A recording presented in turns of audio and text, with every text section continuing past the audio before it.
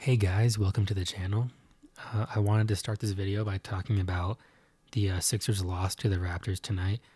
So the Sixers had no Embiid tonight, no George, no Oubre, no Bona, a very apparent lack of rim protection for most of the game.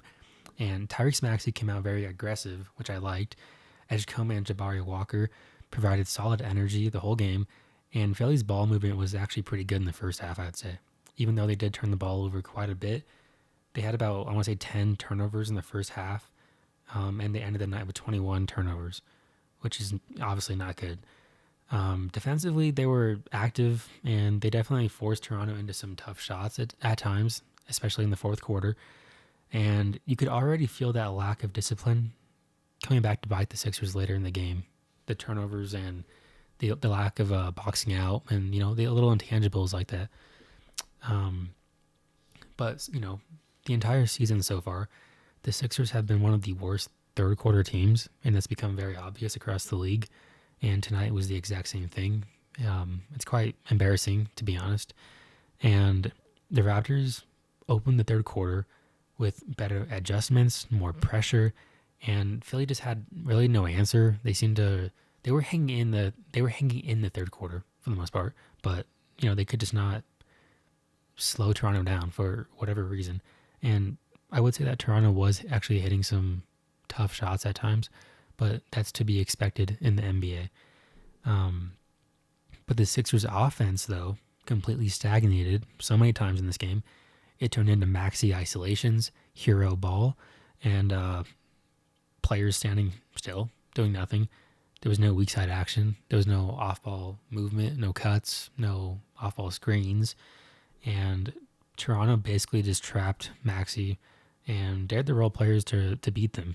And of course, Philly's role players did not do that tonight.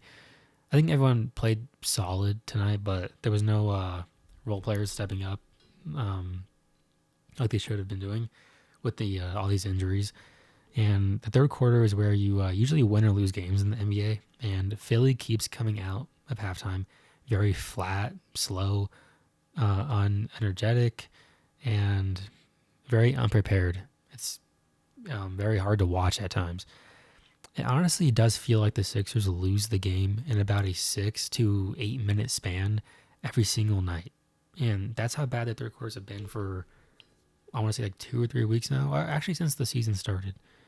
The Raptors' game plan tonight was basically Maxey is not going to beat us alone. The role players for the Sixers needed to step up, and they unfortunately did not. They blitzed ball screens the whole game. They forced early passes and attacked Philly's weak defenders in transition off of turnovers. And RJ Barrett and Scotty Barnes were definitely getting downhill at will. They seemed like no one could really stop them. I think Drummond and Barlow and Walker had a very tough time containing the paint tonight. Yeah, it was a bit hard to watch at times. And Toronto definitely targeted the Sixers' lack of rim protection without Embiid. They drove straight at bigs, they forced rotations, and kicked open shooters constantly. The Sixers were not getting out on the perimeter enough to really bother Toronto, but at times they did play some pretty solid defense. But Toronto controlled the pace, and the Sixers could not slow them down at all in the third quarter. And of course, the Sixers turning the ball over nonstop in the third quarter played a huge factor in that. And they just seemed very unmotivated to me in the third quarter. It was very disappointing.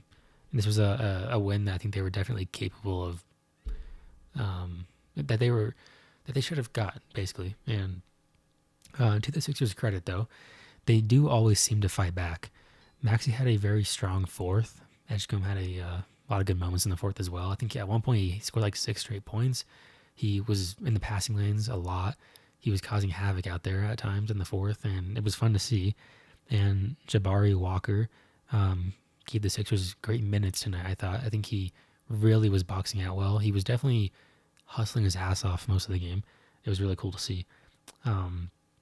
But when you're in a hole like that, and there's a double-digit lead every single night, the margin for error is basically zero.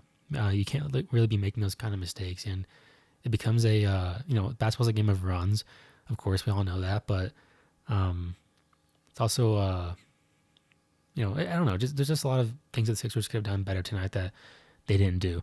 And again, they cut it close, but Toronto had an answer every single time. There was a big three, a big putback, or a steal that would ruin all the momentum for the Sixers. And this is not a one game issue anymore. It's a trend.